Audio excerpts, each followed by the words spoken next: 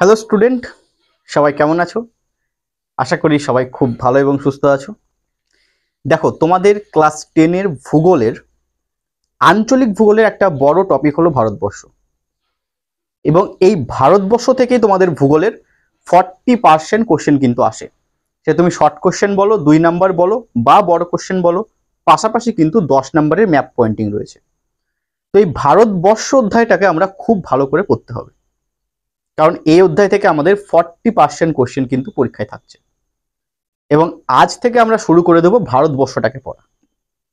আজকে প্রথম ক্লাস, আজকে অল্প একটু আলোচনা করব। প্রথমে সিলেবাসটা আলোচনা করে নেব যে ভারতবর্ষ থেকে আমাদের কি কি পড়তে হবে, এবং তারপরে আমরা অল্প একটু ভারতবর্ষ সম্পর্কে তোমাদের বলবো। চলো তাহলে ক্লাসটা শুরু করি, এবং অবশ্যই একটা খাতা পেন নিয়ে বসে পড়বে, কারণ ক্লাস চলাকালীন বেশ কিছু ইনফরমেশন তোমাদের দিব যেগুলো কিন্তু পরীক্ষায় আসে, এবং সেই ইনফরমেশনগুলো তোমরা কিন্তু বইয়ের মধ্যেও অনেক কিছু পাবে না, সেইগুলো কিন্তু অবশ্যই একটু নোট ডাউন করবে। চলো, এই দেখতে পাচ্ছ আমাদের ভারতবর্ষটিকে, এটা ভারতবর্ষের একটা মানচিত্র। তো ভারতবর্ষ থেকে আমাদের কি কি টপিক পড়তে হবে সেটা একটু তোমাদের শর্টকাটে বলে দিই। প্রথমে আমাদের যেটা দেখতে হবে সেটা হচ্ছে ভারতের ভারতের অবস্থান, ভারতের অবস্থান বা চতুর্সীমা। ভারতের অবস্থান বা চতুর্সীমা, এই যে ভারতবর্ষ, এই ভারতবর্ষটা পৃথিবীর কোন স্থানে অবস্থান করছে, পাশাপাশি ভারতের চারিদিকে কি রয়েছে সেটা আমাদের প্রথমে দেখে নিতে হবে। দ্বিতীয় টপিকে আমরা দেখব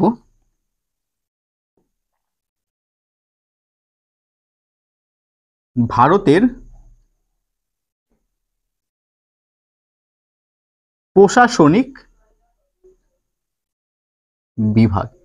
এখানে মূলত আমাদের দেখতে হবে ভারতের বিভিন্ন রাজ্যগুলো সম্পর্কে, রাজ্যগুলো কি করে গঠন হলো বা কিভাবে রাজ্যগুলো তৈরি হলো, পাশাপাশি ভারতের কেন্দ্রশাসিত অঞ্চলগুলো সম্পর্কে দেখতে হবে, এবং রাজধানীর নামগুলো আমাদের খুব ভালো করে জানতে হবে। বোঝা গেছে? এটা হচ্ছে প্রথম টপিক আমাদের। 3 নাম্বার টপিকে আমরা দেখব ভারতের ভূপ্রকৃতি। ভারতের ভূপ্রকৃতি, এই যে বিশাল একটা ভারতবর্ষ, তোমরা জানো ভারতবর্ষ একটা বৈচিত্র্যময় দেশ। সেটা সাংস্কৃতিক দিক থেকে হতে পারে, বা প্রাকৃতিক দিক থেকে, ভূ বৈচিত্র্যগত দিক থেকেও ভারতবর্ষ কিন্তু একটা বৈচিত্র্যময় দেশ। আমরা সবাই জানি উত্তরের দিকে চলে গেলে আমরা হিমালয় দেখতে পাবো, আবার দক্ষিণে চলে গেলে আমরা বঙ্গোপসাগর বা আরব সাগরকে দেখতে পাবো, আবার আমরা তামিলনাড়ু কেরালা চলে গেলে সেখানে ভারত মহাসাগরকে দেখতে পাবো, রাজস্থান চলে গেলে আমরা মরুভূমি দেখতে পাবো, আবার আমরা যে অঞ্চলটায় বাস করছি সেটা হচ্ছে গাঙ্গেয় সমভূমি অঞ্চল। আবার তুমি যদি একটু পুরুলিয়া বাঁকুড়ার দিকে চলে যাও, সেখানে আবার মালভূমি দেখতে পাবে, ব্যবিচ্ছিন্ন মালভূমি। তো আমরা দেখতে পাচ্ছি এই ভারতবর্ষ কিন্তু একটা ভূ বৈচিত্র্যগত দিক থেকে বৈচিত্র্যময় একটা দেশ। তো এই অধ্যায়ে আমরা এই ভারতের ভূ প্রকৃতিগত বৈচিত্র্যটা সম্পর্কে জানবো, যে ভারতের কোন অঞ্চলে কিরকম ভূমিরূপ দেখা যায়, তাদের বৈশিষ্ট্য কি, সেইগুলো কি প্রভাব বিস্তার করছে সেই অঞ্চলের উপর, এই সমস্ত বিষয়গুলো আমাদের দেখতে হবে। 4 নাম্বার টপিকে আমরা দেখে নেব ভারতের ভারতের জলাভূমি। ভারতের জলাভূমি, এখানে জলাভূমি বলতে মেন আমাদের যেটা পড়তে হবে সেটা হচ্ছে ভারতের নদীগুলো সম্পর্কে পড়তে হবে, পাশাপাশি বিভিন্ন হ্রদগুলো সম্পর্কে পড়তে হবে, এবং ভারতের যে ভেতরে যে জলাভূমিগুলো রয়েছে, ইনল্যান্ড জলাভূমি, যেমন কোনো পুকুর হতে পারে, হ্রদ হতে পারে, বা ছোট ছোট জলাভূমি যেগুলো রয়েছে সেইগুলো সম্পর্কে দেখতে হবে এই অধ্যায়ে। 5 নম্বর টপিক আমাদের রয়েছে ভারতের জলবায়ু। ভারতের ভারতের জলবায়ু। দেখো, ভারতে ভূপ্রাকৃতিকগত বৈচিত্র্য যেমন বিভিন্ন রকম রয়েছে, সেরকম সেই অঞ্চলগুলোতে জলবায়ুরও কিন্তু একটা পরিবর্তন রয়েছে। যদি আমরা হিমালয় পার্বত্য অঞ্চলের দিকে চলে যাই, সেখানে আমরা কি দেখতে পাই, যে সেই অঞ্চলগুলো একটু ঠান্ডা বেশি। ঠান্ডা বেশি, তাপমাত্রা অনেক কম থাকে এবং শীতকালে তো মাইনাসে চলে যায় তাপমাত্রা। আবার তুমি যদি রাজস্থানের দিকে চলে যাও দেখবে প্রচন্ড রকম গরম সেখানে করে। একইভাবে যদি আমরা সমুদ্র উপকূলগুলোয় চলে যাই সেখানে আবার একটা নাতিশীতোষ্ণ তাপমাত্রা থাকে। কোথাও ভারতে বৃষ্টিপাত অনেক বেশি হয়, কোথাও বৃষ্টিপাত একদমই হয় না। তো এইরকম কিন্তু একটা বৈচিত্র্য রয়েছে ভারতে। যেমন রাজস্থানে যদি চলে আসো সেখানে একদম বৃষ্টিপাত হয় না, আবার যদি মেঘালয়ে চলে আসো সেখানে আবার পুরো পৃথিবীর মধ্যে সব থেকে বেশি বৃষ্টিপাত হয় মৌসুমী রানে। তো এই বৈচিত্র্যটা আমাদের দেখতে হবে, জলবায়ুর বৈশিষ্ট্যগুলো সম্পর্কে দেখতে হবে, ভারতের কোন অঞ্চলে কি জাতীয় জলবায়ু রয়েছে এবং সেগুলো কি প্রভাব বিস্তার করছে সেই জিনিসগুলো দেখতে হবে। 6 নম্বর অধ্যায়, জলবায়ু শেষ করার পরে পরে আমাদের দেখতে হবে ভারতের মৃত্তিকা। ভারতের মৃত্তিকা, দেখো এই মৃত্তিকাটা নির্ভর করছে বা মৃত্তিকার বৈশিষ্ট্য নির্ভর করছে কিন্তু আগের এই টপিকগুলোর উপর। কিরকম ভাবে নির্ভর করছে, দেখো যেখানে একদম বৃষ্টিপাত হয় না রাজস্থানে, সেখানে আমরা কি দেখতে পাই, পলি মাটি দেখতে পাই না, সেখানে আমরা স্যান্ড মাটি দেখতে পাই, স্যান্ডি সয়েল দেখতে পাই, স্যান্ডি সয়েল দেখতে পাই বা বালিময় মাটি দেখতে পাই। আবার আমরা যদি সমুদ্র উপকূল এলাকাগুলোয় চলে যাই সেখানে দেখতে পাবো লবণাক্ত মৃত্তিকা। আবার যদি আমরা ভারতের দাক্ষিণাত্য মালভূমিতে চলে যাই সেখানে আবার কৃষ্ণ মৃত্তিকা, রেগুন মৃত্তিকা এগুলো দেখতে পাবো। আবার আমাদের গাঙ্গেয় সমভূমি অঞ্চলে পলি মৃত্তিকা দেখা যায়, বা যে কোনো নদীর বদ্বীপ অঞ্চলে আমরা পলি মৃত্তিকা দেখতে পাবো। তো মৃত্তিকারও কিন্তু একটা বৈশিষ্ট্য রয়েছে যেগুলো কিন্তু বিভিন্ন জলবায়ু, ভূপ্রকৃতিগত বৈচিত্র্য এর উপর নির্ভর করছে। তো এই অধ্যায়ে আমরা দেখব আমাদের ভারতবর্ষের বিভিন্ন অঞ্চলে কি জাতীয় মৃত্তিকা দেখা যায়, সেই মৃত্তিকার বৈশিষ্ট্য কি এবং সেই মৃত্তিকাগুলো ওই অঞ্চলে কেন দেখা যায় সেই জিনিসটা আমরা দেখব। পরের টপিকে মৃত্তিকার পরেই চলে আসবে স্বাভাবিক উদ্ভিদ। স্বাভাবিক স্বাভাবিক উদ্ভিদ, দেখো উদ্ভিদ কোথায় জন্মায়, মৃত্তিকায় জন্মায়। তো মৃত্তিকা পড়ার পরে আমাদের পড়তে হবে স্বাভাবিক উদ্ভিদ। এখানে আমরা দেখব ভারতের কোন মৃত্তিকা অঞ্চলে কি জাতীয় স্বাভাবিক উদ্ভিদ জন্মায়, সেই উদ্ভিদের বৈশিষ্ট্য কি, ব্যাস এইগুলো সম্পর্কে দেখতে হবে। আর উদ্ভিদের নাম কিছু জানতে হবে, সেই নামগুলো দিয়ে পরীক্ষায় প্রশ্ন আসে। তো এই ছিল তোমাদের প্রাকৃতিক ভাগটা। ভারতের যে প্রাকৃতিক পরিবেশ সেখানে আমাদের 7টা টপিক মোটে রয়েছে। এরপরে আমরা দেখব ভারতের অর্থনৈতিক ভাগটা। অর্থনৈতিকভাবে সেখানেও আমাদের কিছু টপিক রয়েছে, এটা আমি একটু পরিষ্কার করে দিচ্ছি। দেখো প্রাকৃতিক ভাগটা পড়ার পর আমাদের যেটা পড়তে হবে সেটা হচ্ছে ভারতের অর্থনৈতিক ভাগ। সেটা একটু দেখো তোমাদের বলে দিই। অর্থনৈতিকে প্রথমে আমাদের যেটা পড়তে হবে ভারতের কৃষি। ভারতের কৃষি, এবং তোমরা জানো ভারতের বেশিরভাগ মানুষই কিন্তু কৃষিকাজ করে থাকে এবং কৃষিকাজের উপরেই ভারতে বেশিরভাগ মানুষ জীবিকা নির্ভর করে থাকে। দেখো দেশ যখন আমাদের স্বাধীন হয় তখন কিন্তু ভারতের অর্থনৈতিক প্রধান হাতিয়ারই ছিল কিন্তু এই কৃষিকাজ। এবার আস্তে আস্তে দেশ আরো এগাতে থাকে, অনেক কিছু ডেভেলপ হয় এবং বর্তমানে কিন্তু ভারতের অর্থনৈতিক প্রধান হাতিয়ার কিন্তু কৃষিকাজ নয়, কারণ সব থেকে বেশি ভারতের জিডিপি কৃষি থেকে বর্তমানে আসে না। কিন্তু যখন দেশ স্বাধীন হয় সেই সময়তে কিন্তু কৃষি থেকে সব থেকে বেশি ভারতের জিডিপি আসতো। এবং আমরা এই জিনিসটাও খেয়াল করেছি, যে কোনো অর্থনীতি দাঁড়িয়েই থাকে কিন্তু কৃষির ওপর নির্ভর করে। তাই কৃষিকাজটা আমাদের খুব ভালো করে পড়তে হবে। এই অধ্যায়ে আমরা মেন পড়বো বেশ কিছু কৃষিজ ফসল রয়েছে ভারতের, যেগুলো অর্থনীতিতে গুরুত্বপূর্ণ ভূমিকা নেয়, যেমন ধান, পাট, গম, কার্পাস, চা, কফি। এই সমস্ত কৃষিজ ফসলগুলো ভারতের কোন অঞ্চলে দেখা যায়, কেন দেখা যায়, এই বিষয়টা আমরা এই অধ্যায়ে দেখে নেব। কৃষির পরে আমাদের যেটা দেখতে হবে সেটা হলো ভারতের শিল্প।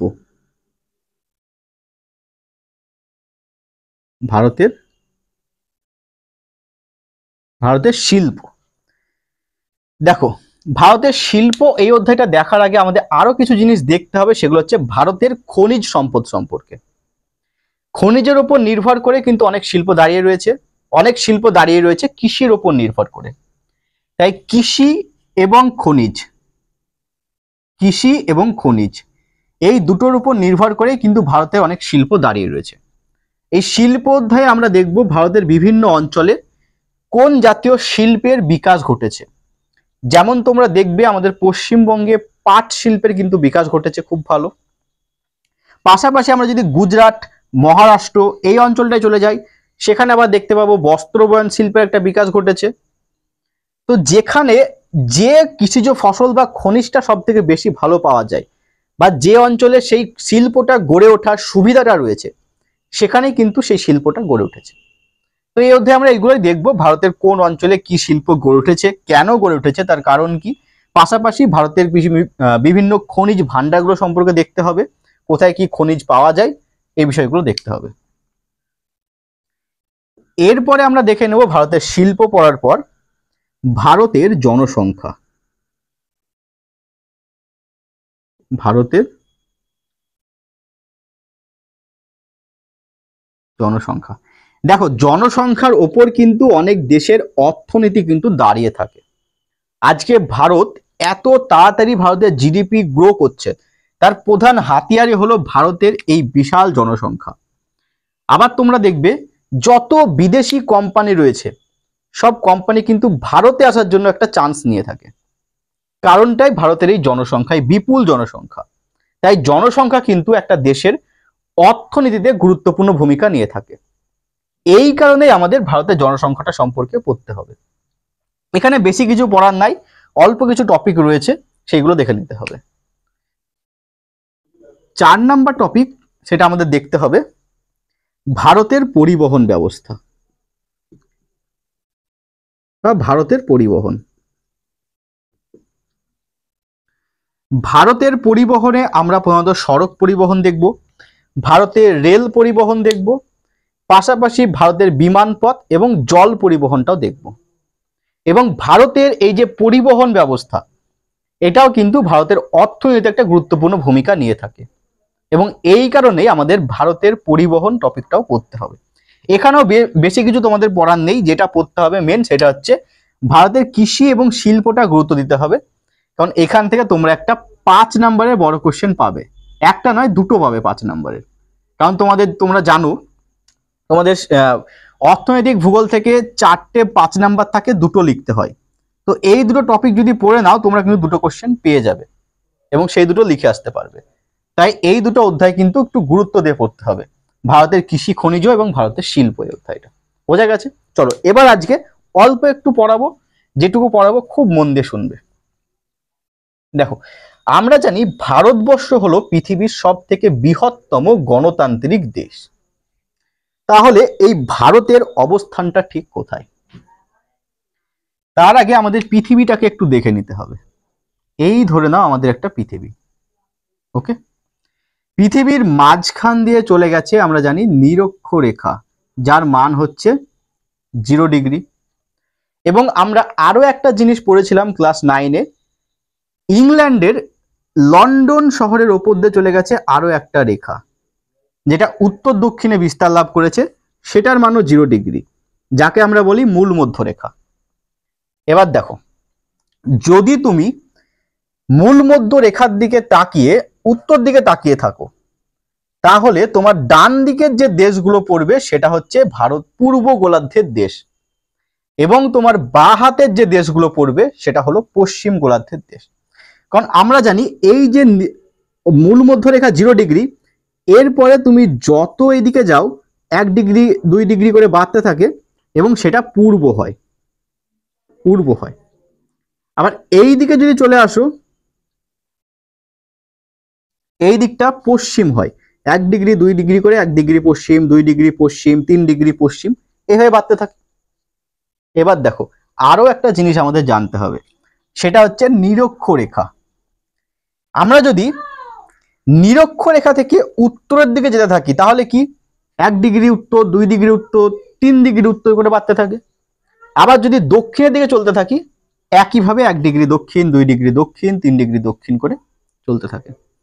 তুমি যদি উত্তরের দিকে তাকিয়ে থাকো, তোমার ডান দিকটা হয়ে যাবে কি দক্ষিণ গোলার্ধ, এবং বাঁ হাতটা হয়ে যাবে তোমার উত্তর গোলার্ধ। বোঝা গেছে পুরো বিষয়টা? এবার আমাদের জানতে হবে ভারতের অবস্থানটা কোথায়। ভারতের অবস্থানটা হচ্ছে এই জায়গায়, ভারতের অবস্থানটা হচ্ছে এই জায়গায়।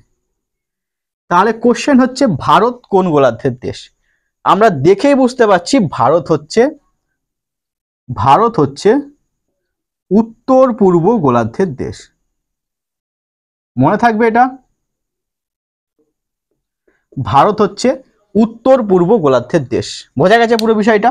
ভারত কোন গোলার্ধের দেশ হচ্ছে? ভারত হচ্ছে উত্তর পূর্ব গোলার্ধের দেশ। এটাও পরীক্ষায় আসে। এই দেখো, নর্থের উপরে উত্তর আর মূল মধ্যরেখার ডান দিকে মানে পূর্ব গোলার্ধ। ক্লিয়ার হয়েছে? ভারত কোন গোলার্ধের দেশ? ভারত উত্তর পূর্ব গোলার্ধের দেশ। ফার্স্ট পয়েন্টটা আশা করি ক্লিয়ার হয়েছে। 2 নাম্বার পয়েন্ট কি বললাম? ভারত হচ্ছে পৃথিবীর বৃহত্তম গণতান্ত্রিক দেশ। ভারত হচ্ছে পৃথিবীর বৃহত্তম গণতান্ত্রিক দেশ। গণতান্ত্রিক মানেটা কি? দেখো, এই দেশে কিন্তু কোনো রাজা রানী এইসব নাই, কারণ আমরাই আমাদের নেতাদের চয়েস করি। আমরা ভোট দিই, ভোট দেওয়ার মাধ্যমে আমাদের নেতাদের চয়েস করি, এবং যে কোনো একজনের হাতে কিন্তু ভারতের শাসনটা নাই। দেখবে ছিঁড়িয়ে ছড়িয়ে রয়েছে, প্রচুর এমপি, প্রচুর এমএলএ, প্রধানমন্ত্রী, রাষ্ট্রপতি, মুখ্যমন্ত্রী, বিভিন্নভাবে পুরো শাসন ব্যবস্থাটা ছড়িয়ে ছিটিয়ে রয়েছে। বোঝা গেছে? তাই বলা হচ্ছে ভারত হচ্ছে পৃথিবীর বৃহত্তম গণতান্ত্রিক দেশ।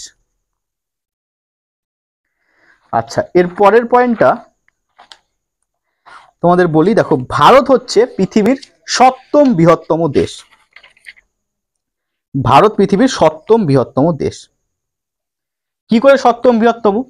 দেখো, পৃথিবীর সব থেকে বৃহত্তম দেশ কিন্তু হচ্ছে রাশিয়া। রাশিয়া হচ্ছে পৃথিবীর সব থেকে বৃহত্তম দেশ। এই রাশিয়া কিন্তু একসময় আরো বড় ছিল, এখন যে রাশিয়া রয়েছে তার থেকে অনেক বড় ছিল। সেই রাশিয়াকে প্ল্যান করে ভেঙে দেওয়া হয়। সেই সমস্ত ইতিহাস তোমাদের পড়ার দরকার নেই, যেটুকু পড়া সেটুকু দেখো। সব থেকে বৃহত্তম দেশ হচ্ছে পুরো পৃথিবীর মধ্যে রাশিয়া। রাশিয়ার পরে বৃহত্তম দেশ হচ্ছে কানাডা। কি বললাম? পৃথিবীর বৃহত্তম দেশ হচ্ছে রাশিয়া। রাশিয়ার পর দ্বিতীয় বৃহত্তম দেশ হচ্ছে কানাডা। কানাডার পর চলে আসবে চায়না। আমাদের প্রতিবেশী দেশ চায়না হচ্ছে পৃথিবীর 3য় বৃহত্তম দেশ। এগুলো মাথায় রাখতে হবে। বৃহত্তম রাশিয়া, দ্বিতীয় বৃহত্তম কানাডা, তৃতীয় বৃহত্তম হচ্ছে চায়না। চায়নার পর চলে আসবে USA. USA America, United state of America. পৃথিবীর বৃহত্তম দেশ রাশিয়া, দ্বিতীয় বৃহত্তম দেশ কানাডা, তৃতীয় বৃহত্তম চায়না, এবং 4 নম্বরে রয়েছে ইউএসএ। ইউএস এর পর চলে আসবে ব্রাজিল। ইউএস এর পর চলে আসবে ব্রাজিল। ব্রাজিলের পর অস্ট্রেলিয়া, এবং অস্ট্রেলিয়ার পর হচ্ছে ইন্ডিয়া। ইন্ডিয়া হচ্ছে পৃথিবীর 7ম বৃহত্তম দেশ। এর পরের পয়েন্ট চলে আসবে 7ম বৃহত্তম দেশ। বৃহত্তম দেশ। দেখো, ইন্ডিয়া পৃথিবীর 7ম বৃহত্তম দেশ হলে কি হবে? জনসংখ্যার বিচারে কিন্তু ইন্ডিয়া পুরো পৃথিবীর মধ্যে 2য় স্থানে রয়েছে। আর একটা পয়েন্ট চলে আসলো কি, ইন্ডিয়া জনসংখ্যার বিচারে পুরো পৃথিবীতে 2য় স্থানে রয়েছে। 2য় স্থানে রয়েছে। তবে আরো একটা ডাটা এখান থেকে তোমাদের মনে রাখতে হবে, ডেটা, যেটা কি হচ্ছে 2023 সালে 2023 সালে ইউনাইটেড নেশন, ইউএন একটা রিপোর্ট জারি করে। সেই রিপোর্ট অনুযায়ী দেখা যাচ্ছে ইন্ডিয়া হলো পৃথিবীর প্রথম জনসংখ্যার দেশ, প্রথম বৃহত্তম জনসংখ্যার দেশ। কিন্তু এটা আমরা এখনো বলতে পারছি না, কারণ ইন্ডিয়ার এখনো সেন্সাসটা হয়নি, জনগণনা হয়নি। সেটা হয়ে গেলে আমরা দেখতে পাবো চায়নাকে টপকে কিন্তু ইন্ডিয়া প্রথম র্যাঙ্কে চলে আসবে। অর্থাৎ ইন্ডিয়া হয়ে যাবে পৃথিবীর বৃহত্তম জনসংখ্যার দেশ। বোঝা গেছে? যেটুকু বললাম, প্রথম পয়েন্ট কি বললাম? ইন্ডিয়ার অবস্থান হচ্ছে পৃথিবীর সাপেক্ষে উত্তর পূর্ব গোলার্ধে। ইন্ডিয়া বা ভারত হলো পৃথিবীর বৃহত্তম গণতান্ত্রিক দেশ, পৃথিবীর 7ম বৃহত্তম দেশ, এবং জনসংখ্যার বিচারে পৃথিবীতে 2য় স্থানে অবস্থান করছে। আশা করি এইটুকু প্রত্যেকের ক্লিয়ার আছে। দেখো, এইবার আমরা দেখব ইন্ডিয়ার ঠিক লোকেশনটা কোথায় করে, অবস্থানটা ঠিক কোথায়, আমরা কিভাবে সেই অবস্থান বের করব। এবার দেখো, ইন্ডিয়া স্বাধীনতা লাভ করে 1947 সালে 15ই আগস্ট। তার আগের দিন পাকিস্তান স্বাধীনতা লাভ করে 14ই আগস্ট। এবার দেখো, স্বাধীনতা লাভ করার আগে থেকেই ইন্ডিয়ার রাজধানী কিন্তু তৈরি করা হয়ে যায়, যেটা তোমরা জানো 1911 সালে। 1911 সালে ইন্ডিয়ার রাজধানী কলকাতা থেকে দিল্লিতে নিয়ে যাওয়া হয় এবং পরবর্তীকালে ইন্ডিয়ার রাজধানী হয়ে যায় নিউ দিল্লি। নিউ দিল্লি। তাহলে ইন্ডিয়ার রাজধানী কোথায়? ইন্ডিয়ার রাজধানী নিউ দিল্লি। এটা তোমাদের মনে রাখতে হবে, একটা গুরুত্বপূর্ণ পয়েন্ট। ওকে, চলো এবার দেখে নাও ইন্ডিয়ার ঠিক লোকেশনটা কোথায়। ইন্ডিয়ার লোকেশন জানতে গেলে আমাদের অক্ষাংশ এবং দ্রাঘিমাংশ সম্পর্কে একটা ধারণা জানতে হবে। অক্ষাংশ এবং দ্রাঘিমাংশ সম্পর্কে একটা ধারণা আমাদের জানতে হবে। অক্ষাংশ আমরা কাকে বলি? অক্ষাংশ হচ্ছে নিরক্ষরেখার সাপেক্ষে, নিরক্ষরেখা বা পৃথিবীর নিরক্ষীয় তলের সাপেক্ষে পৃথিবীর উত্তর ও দক্ষিণের কোন স্থানের অবস্থানই হলো সেই স্থানের অক্ষাংশ। বোঝা গেছে? দ্রাঘিমাংশ একইভাবে হচ্ছে পৃথিবীর মূল মধ্যরেখার সাপেক্ষে পৃথিবীর পূর্ব ও পশ্চিমে কোন স্থানের অবস্থানই হলো সেই স্থানের দ্রাঘিমাংশ। এটুকু আশা করি বোঝা গেছে। এবার দেখো, ইন্ডিয়ার ঠিক নিচে দিয়েই তোমরা দেখতে পেলে নিরক্ষরেখা চলে গেছে, 0 ডিগ্রি নিরক্ষরেখা চলে গেছে। এবার দেখো, এইটা হচ্ছে ইন্ডিয়ার একদম নর্থ আর এইটা হচ্ছে ইন্ডিয়ার সাউথ। কিন্তু ইন্ডিয়ার বেশ কিছু দ্বীপপুঞ্জ রয়েছে, যেমন আন্দামান নিকোবর দ্বীপপুঞ্জ, সেটা কিন্তু আবার এইখানে অবস্থান করছে। ওকে, তাহলে ইন্ডিয়ার একদম নর্থের অবস্থান কোনটা হচ্ছে, বা নর্দার্ন পয়েন্ট কোনটা হচ্ছে, বা যেটাকে আমরা বলতে পারি ইন্ডিয়ার একদম উত্তরতম বিন্দু কোনটা হচ্ছে, এই জায়গাটা হচ্ছে। এই জায়গাটা কিন্তু একটা নাম আছে, এটা ঠিক এই জায়গাটা হবে না, এটা হবে এই জায়গাটা। কারণ এইটুকু অঞ্চল কিন্তু আবার পাকিস্তানের দখলে আছে, সেটা তোমাদের পরে পড়াবো। এই জায়গাটা হচ্ছে ইন্ডিয়ার উত্তরতম বিন্দু, এই বিন্দুটার নাম হচ্ছে ইন্ডিয়া কল।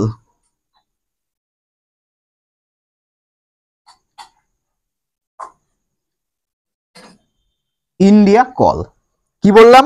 এই বিন্দুটার নাম কি বললাম? India call. India call. Okay, আচ্ছা, এই ইন্ডিয়া কলের অক্ষাংশগত মান কত সেটা আবার জানতে হবে, সেটাও কিন্তু পরীক্ষায় আসে। ইন্ডিয়া কলের অক্ষাংশগত মান কত? ইন্ডিয়া কলের অক্ষাংশগত মান হয়ে যাবে, লিখে নাও, 37 ডিগ্রি 6। 37 ডিগ্রি 6 মিনিট উত্তর। মনে থাকবে এটা। এবং দেখো, দক্ষিণতম বিন্দু আমরা পেলাম এই জায়গাটা, এটা হচ্ছে ইন্ডিয়ার মেনল্যান্ড, মূল ভূখণ্ড। পরীক্ষায় কিন্তু ভেঙেও প্রশ্ন আসবে। ইন্ডিয়া কল হচ্ছে উত্তরতম বিন্দু, এবার মূল ল্যান্ড বা মূল ভূখণ্ডের দক্ষিণতম বিন্দু হচ্ছে কন্যাকুমারী।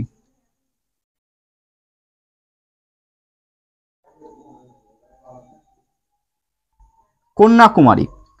কন্যাকুমারীর দ্রাঘিমাংশগত মান কত হবে? এটা হবে 8 ডিগ্রি 4 মিনিট উত্তর, যেহেতু ইন্ডিয়া উত্তর গোলার্ধে অবস্থান করছে। এবার দেখো, কন্যাকুমারীর পরেও কিছু দ্বীপপুঞ্জ রয়েছে বললাম তোমাদের, যেমন আন্দামান নিকোবরের একদম নিকোবরে একটা জায়গা রয়েছে যার নাম হচ্ছে ইন্দিরা পয়েন্ট। কি বললাম? ইন্দিরা পয়েন্ট।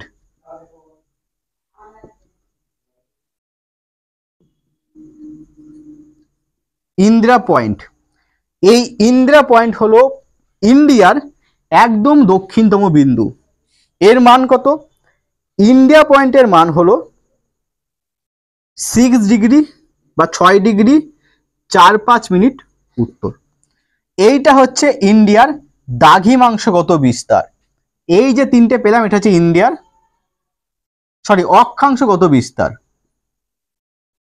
অক্ষাংশগত বিস্তার এই তিনটে তোমাদের মনে রাখতে হবে। কি কি পেলাম? ইন্ডিয়া কল 37 ডিগ্রি 6 মিনিট উত্তর, কন্যাকুমারী 8 ডিগ্রি 4 মিনিট উত্তর এবং ইন্দিরা পয়েন্ট 6 ডিগ্রি 45 মিনিট উত্তর, যেহেতু ইন্ডিয়া উত্তর গোলার্ধে অবস্থান করছে।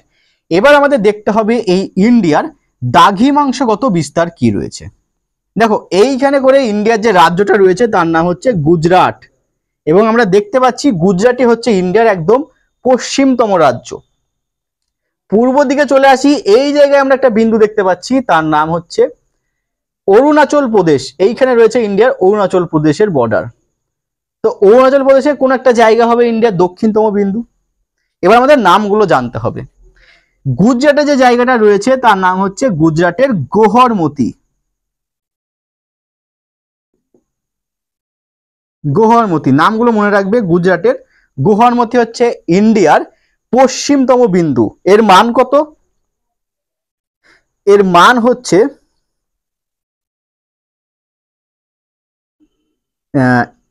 68 ডিগ্রি 7 মিনিট ইস্ট বা পূর্ব। কি বললাম? 68 ডিগ্রি 7 মিনিট পূর্ব। এবং অরুণাচল প্রদেশের যে জায়গাটা রয়েছে তার নাম হচ্ছে কিবিথু। তার নাম হচ্ছে কিবিথু। তার নাম কি বললাম? কিবিথু। এই কিবিথুর দ্রাঘিমাংশগত মান কত হবে? দ্রাঘিমাংশগত মান হবে 97 ডিগ্রি 24 মিনিট ইস্ট। বোঝা গেছে? তো এই নামগুলো একটু জায়গার নামগুলো আমাদের মাথায় রাখতে হবে। এটা হচ্ছে ইন্ডিয়ার দ্রাঘিমাংশগত বিস্তার। দ্রাঘিমাংশগত বিস্তার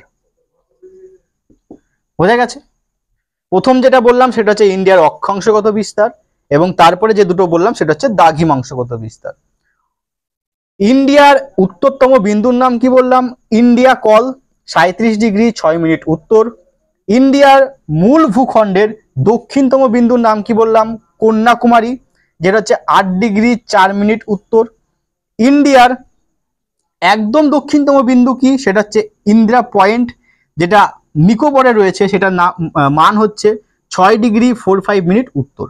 এবং ইন্ডিয়ার পশ্চিমতম বিন্দু কি? গুজরাটে রয়েছে। তোমাদের রাজ্যগুলো পরে করানো হবে এবং কোথায় কোন রাজ্য রয়েছে সমস্তটা তোমরা বুঝে যাবে।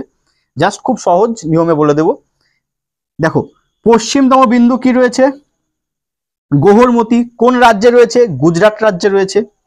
এবং এর মান কত? 68 ডিগ্রি 7 মিনিট পূর্ব। এবং এর পূর্বতম বিন্দু কি? কিবিথু, যেটা রয়েছে অরুণাচল প্রদেশে। এর মান কত? এর মান হচ্ছে 97 ডিগ্রি 24 মিনিট পূর্ব।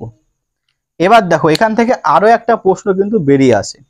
ইন্ডিয়ার এই যে উত্তরতম বিন্দু এবং দক্ষিণতম বিন্দু, এর বিস্তার কত বা দৈর্ঘ্য কত?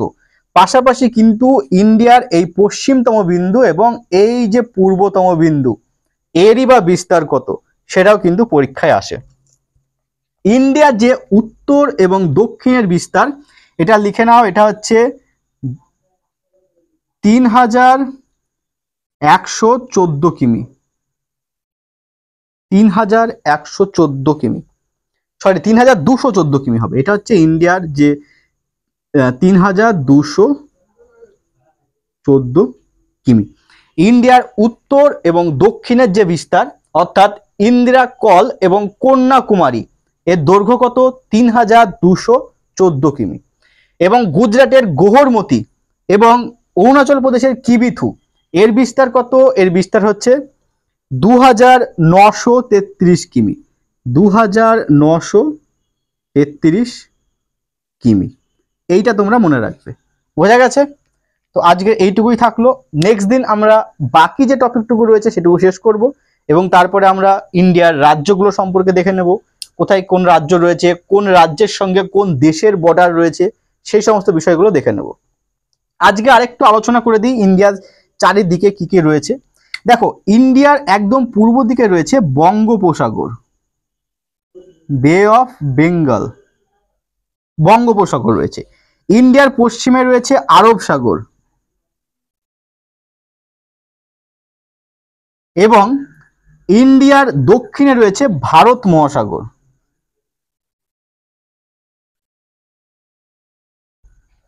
Indian ocean. ইন্ডিয়ার পশ্চিম দিকের যে রাজ্যগুলো রয়েছে, এখানে রয়েছে পাকিস্তান, পাকিস্তানের এই অঞ্চলে রয়েছে আফগানিস্তান। ইন্ডিয়ার একদম উত্তরে রয়েছে চায়না।